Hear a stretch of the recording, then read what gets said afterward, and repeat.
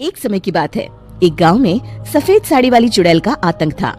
चुड़ैल रात भर गांव में घूमती और गांव का जो भी आदमी उसे दिखाई देता उसे वो घायल कर देती। अरे कोई तो बचाओ, मर गया रे। एक रात हरिया अपने खेत से अपने घर लौट रहा था कि तभी अचानक उसके सामने चुड़ैल आ जाती है। अरे बाप रे, ये चुड़ैल कहाँ से आ गई? आज तो मैं गया काम से।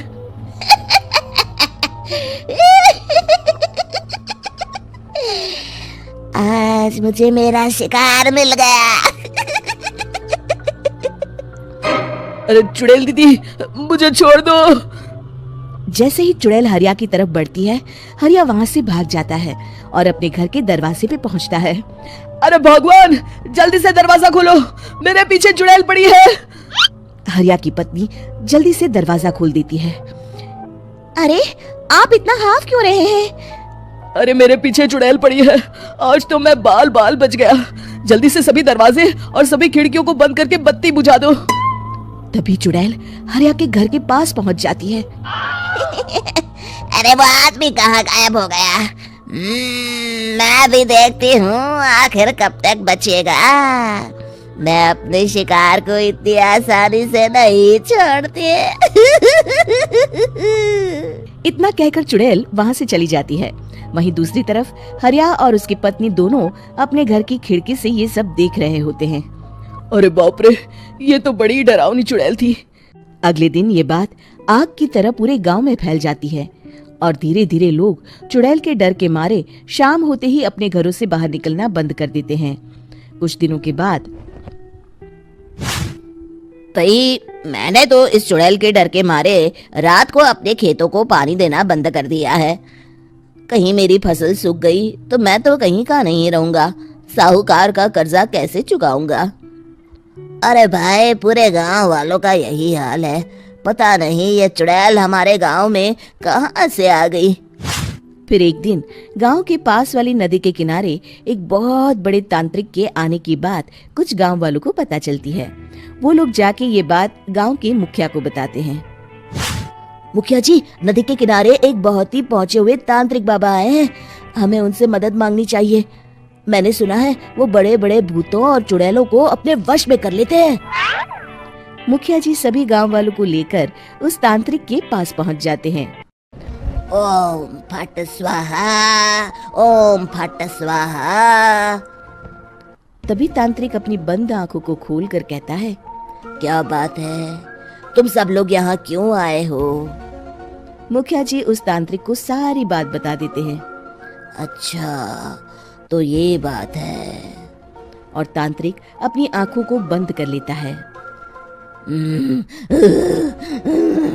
मैं देख रहा हूँ तुम्हारे पूर्वजों ने बहुत पाप किए थे, जिससे ये गांव अब श्रापित हो चुका है। उसी के फल स्वरूप तुम्हारे गांव में चुड़ैल आई है। ये चुड़ैल बहुत खतरनाक है, ये किसी को नहीं छोड़ेगी। हे भगवान, मर गए रे, अब क्या होगा?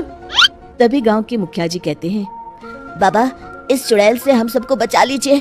कोई तो उपाय होगा। इसका सिर्फ एक ही उपाय है। सभी गांव वालों को बारी बारी हर दिन अपनी आधी फसल उस पहाड़ी के ऊपर बनी काली गुफा में छोड़ के आनी होगी। तभी उस चुड़ैल की भूख मिटेगी और श्राप का प्रभाव खत्म हो जाएगा और तुम सब जिंदा बच जाओगे। सभी गांव वाले उस तांत्रिक की बात को मान लेते हैं और वहां से चले जाते हैं। फिर अगले दिन से रोज उस गांव के लोग बारी बारी से अपनी आधी फसल उस काली गुफा के पास जाकर रखाते। कुछ दिनों बाद हरिया की बारी आती है। बाप रे, आज तो मेरी बारी है उस काली गुफा में जाने की। क्या करूं? वो तो बड़ी खतरनाक चुड़ैल है। मेरे तो हाथ पैर कांप रहे हैं। फिर हरिया डरते डरते अनाज की बोरियां अपनी बैलगाड़ी में लाद देता है। तभी हरिया की पत्नी उससे कहती है, देखो जी, संभल के जाना और किसी भी हालत में शाम होने से पहले वापस आ जाना। उस चुड़ैल का कोई भरोसा नहीं है जी। हरिया बैलगाड़ी में बैठते हुए कहता है, भगवान, मैं क्या वापस आऊंगा? लगता है अब तो मेरी खबर ही आएगी। इतना कहकर हरिया वहां से चला जाता है। रास्ते में जंगल से गुजरते हुए हरिया की बैलगाड़ी का एक चक्का बड़े गड्ढे में फंस जाता है। हे भगवान, अब ये क्या मुसीबत है? हरिया नीचे उतर के पूरी ताकत से अपनी बैलगाड़ी को गड्ढे से निकालने की कोशिश करता है। बहुत देर मेहनत करने के बाद हरिया की बैलगाड़ी उस गड्ढे से बाहर निकल जाती है। हे भगवान, अब तो शाम होने वाली है। आज तो मैं गया काम से। जैसे तैसे हरिया काली गुफा में पहुंच जाता है। अरे मर गया रे, यहाँ तो चारों तरफ डरावना माहौल है। मैंने यहाँ आने में बहुत देर कर दी, कहीं चुड़ैल नाराज ना हो जाए। हरिया अनाज की बोरियां वहां रख के जैसे ही जाने लगता है, तभी उसे किसी के आने की आवाज सुनाई देती है। हरिया एक कोने में छुपकर अंदर देखने लगता है। चुड़ैल वहां आती है और फिर अपने चेहरे से नकली चुड़ैल का मुखौटा निकाल देती है। हरिया ये देख के हक्का बक्का रह जाता है। तभी चुड़ैल कहती है, भैया यहाँ आना। आज तो बहुत अनाज आया है, इसे मिलाकर अब हमारे पास ढेर सारा अनाज जमा हो गया है। कल ही हम इसे शहर में बेच आएंगे और माला माल हो जाएंगे। तभी अंदर से नदी के किनारे वाला तांत्रिक बाहर आता है। अरे ये तो तांत्रिक बाबा है। हाँ, अब तो हम दोनों की जिंदगी मजे में कटेगी। गांव वालों को बेवकूफ बनाना इतना भी मुश्किल नहीं था। लोग तो तुम्हें सच में असली चुड़ैल समझते हैं। हाँ, तुमने सही कहा। अब ये गांव वाले चुड़ैल के डर से जिंदगी भर इस काली गुफा में अनाज पहुंचाते रहेंगे। अच्छा, तो ये बात है। ये दोनों पूरे गांव वालों को बेवकूफ बना रहे हैं। अभी जाकर सबको बताता हूँ। हरिया उन दोनों की पूरी बातें सुन लेता है और जल्दी से वापस गांव में आता है। गांव वालों को पूरी बात बता देता है। इससे पहले वो दोनों हमारा अनाज लेकर शहर जाए, हमें उन दोनों को पकड़ना होगा। उधर दूसरी तरफ नकली तांत्रिक और नकली चुड़ैल बनी औरत एक बड़ी गाड़ी में सारा अनाज लाद के वहाँ से निकलने की तैयारी कर रहे होते हैं।